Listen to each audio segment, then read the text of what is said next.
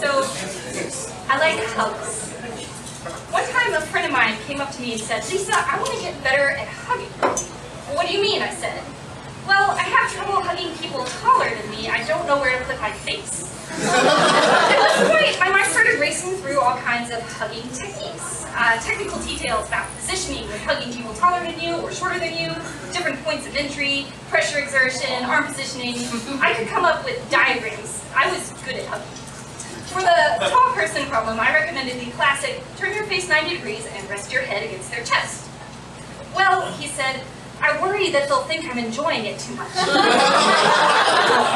Well, this is a different, deeper sort of problem. But I was a good hugger, so I poked around about what the issue might be.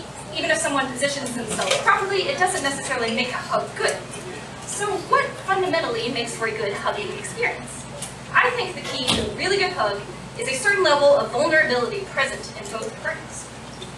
On a primal level, a hug is a little scary, after all. You are approaching someone in a most undefensible posture with your front line completely exposed, just putting yourselves in the arms of someone else. Someone who may give you a hug, but who may also crush you or bite you. You can sort of see this in bad hugs. It comes to a sort of closing off of defensiveness. The person who's utterly rigid, the dreaded shoulder block, the flimsy, hesitant back pat. The best hugs involve a sort of mutual exchange of vulnerability. Sort of like mashing your very being up against one another. It's like you're momentarily swapping parts to sit inside one another's chests and experience what it's like to be that person for a bit. Willing vulnerability makes for a good hug. You know, this reminds me of something a mentor of mine once told me about making games.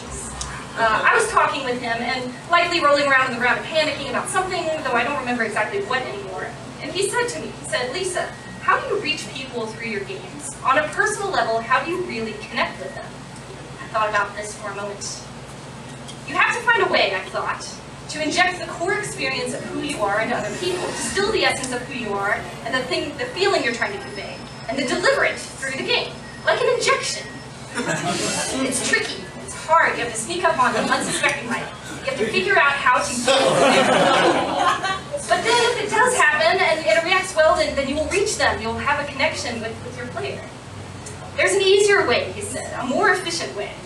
A more efficient way? Well, that would be nice. My way wasn't very efficient. You had to manufacture all these little syringes of core experience and then use them up, injecting them into other people. And sometimes it works, but sometimes it didn't really connect with the person, and you'd run out, you have to manufacture more. And then sometimes you'd inject someone with your core experience and they have a really bad reaction, and all sorts of things could go wrong.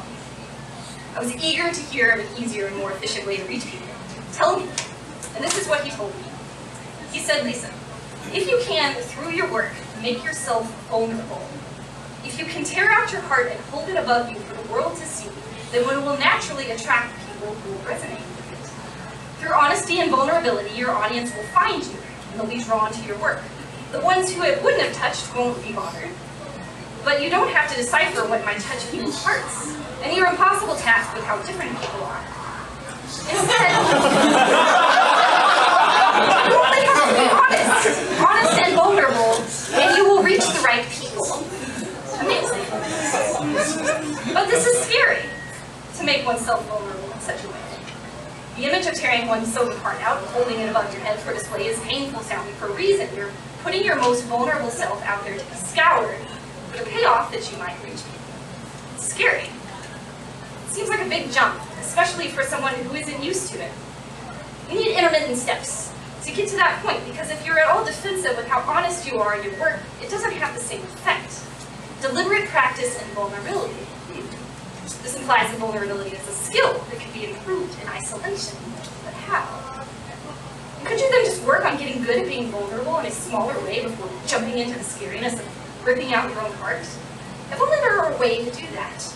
A way to practice being vulnerable in a safer, smaller context.